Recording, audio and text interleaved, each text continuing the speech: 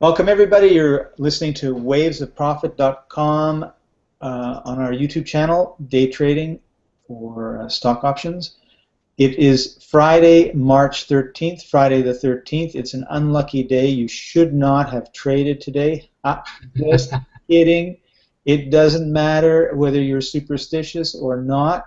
This program it works regardless, or it'll tell you it's a bad day to trade. And I'm not telling you that it was a bad day. I'm just saying, Friday the 13th, if there was ever a day that was a bad day, it would be today. And we're going to see if we can continue our track record of getting 10% in 10 minutes. So here comes Alan with the charts. What's up?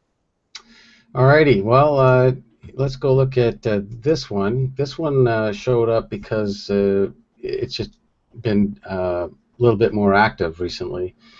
So as you can see, this was the first one out of the gate in just in 6 minutes. The thing's just moving like crazy fast. So and it's at the top of the range. It fits our rules. So I already hit the buy on the call. So these ones do happen once in a while. So here it is, 1 minute, 25%. Should I take that? I'm going to say yes. It's got the blue star, which is one of our markers for getting out. You couldn't get out of that fast enough to only make 10%, could you? No, you would have been forced to take 20% because it was just moving like a train, like a bullet train, not a local freight like train. Anyways, old expression. So in the morning, the market was mixed. There was nothing much. It was a little bit red, a little bit green, but that thing was just going crazy. So that was a great pick. So later, because things were mixed and it's a Friday, we had to wait until we got some signal. This was a little bit far down, but away from the risk zone before we got the signal.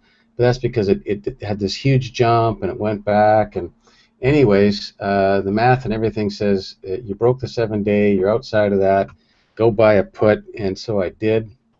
So 1, 2, 3, 4, 5, 6, 7, 8. So on the 8th minute, then it really, broke. And I would imagine, because this is the normal behavior, that this would just keep going nicely after it struggled to go down. But we're just going to say we don't care. We got paid. Thanks so much. And the next one I want to look at happened around the same time was Amazon. But this looks more like our usual deal, where it's breaking this. It's got the red marker here that says, yeah, you should be going red. The basket's running red. This is close to the basket opening price. So it's okay to go red on this. And so here we go. 1, 2, 3. 3 minutes later, it's already made its money.